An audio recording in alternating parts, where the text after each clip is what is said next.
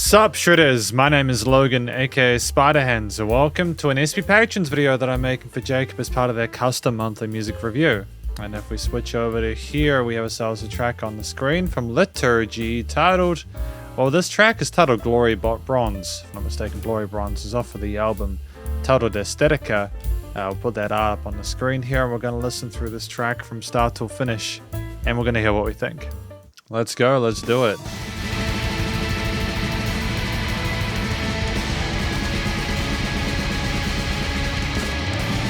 I mean, it's incredibly heavy with the guitars and the bass and stuff like that.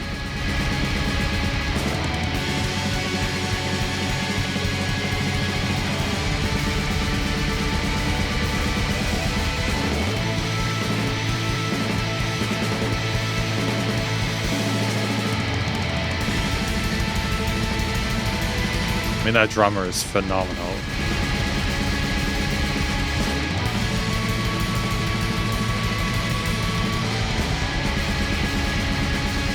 Those blast beats are just redonkulous, dude.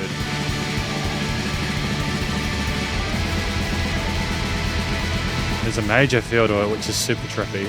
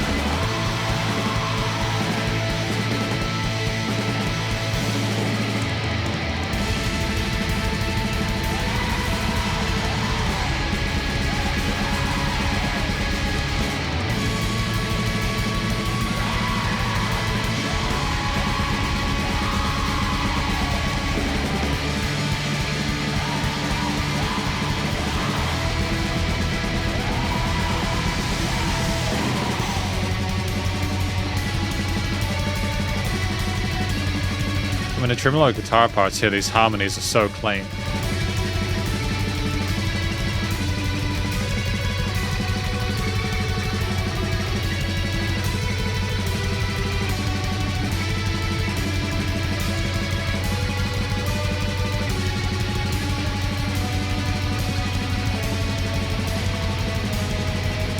I mean, like, how would they decided how long to have each component?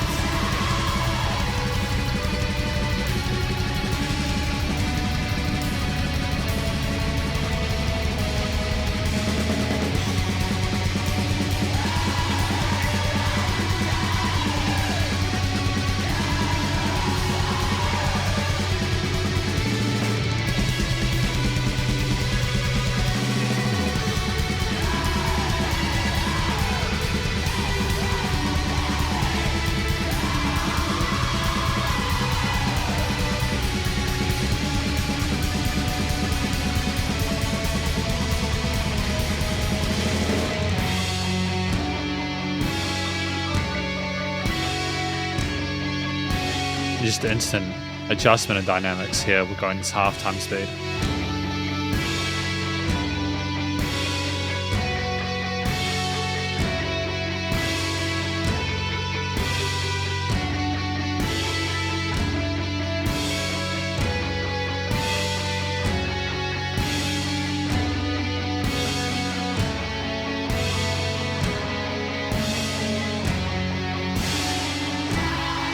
And how those guitar leads continue to overlap one another, even as the vocalist screams in the background.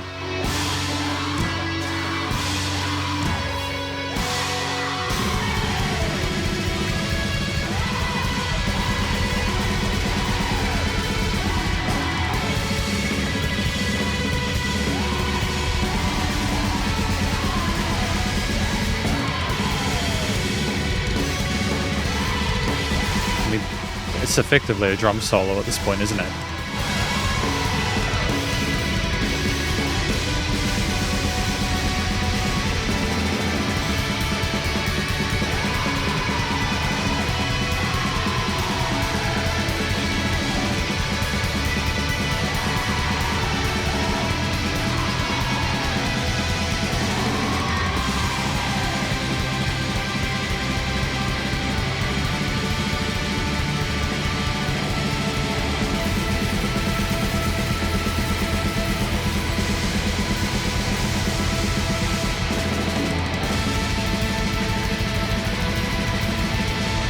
just the speed of those blast beats, the constant ride and snares.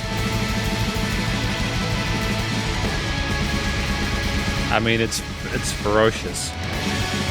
And I think they're using an acoustic kit, which means that you really have to be so precise with those so that it isn't just a mishmash of noise.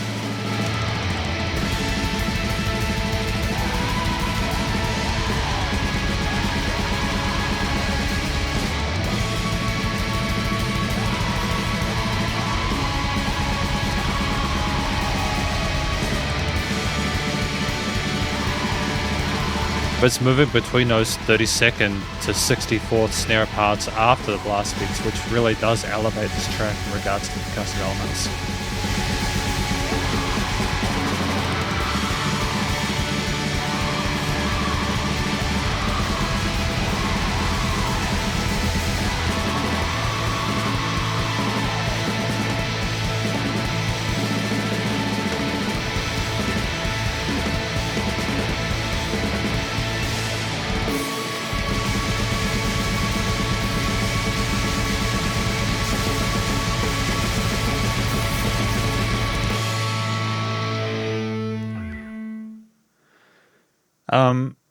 I was warned in advance that this might be a difficult track to listen to.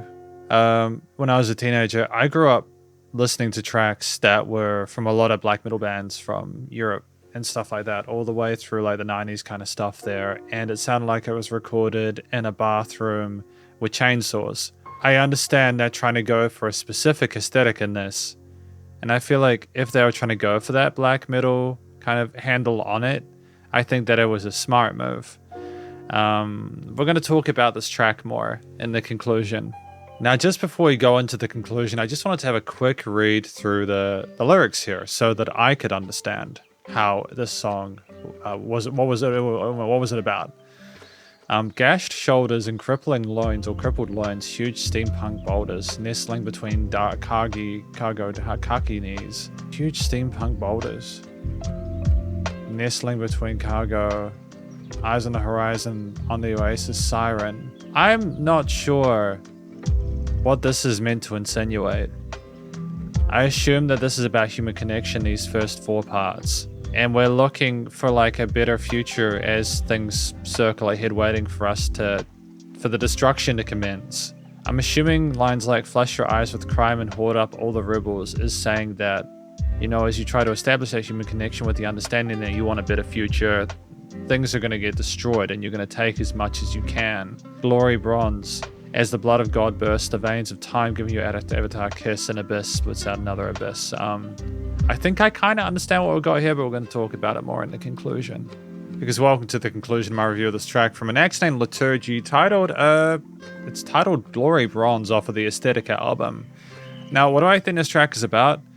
I think it's about someone trying to establish human connection with the having gone through some hell, as per like the gashed shoulders and having the boulders, the steampunk boulders on their etc. I think they're trying to carry a massive weight, and they're looking towards an oasis far away as the vultures circle ahead, knowing there's going to be a lot of pain and misery along the way. I think inadvertently, as they go towards that place, people get destroyed or things get destroyed, and you just take as much as you can.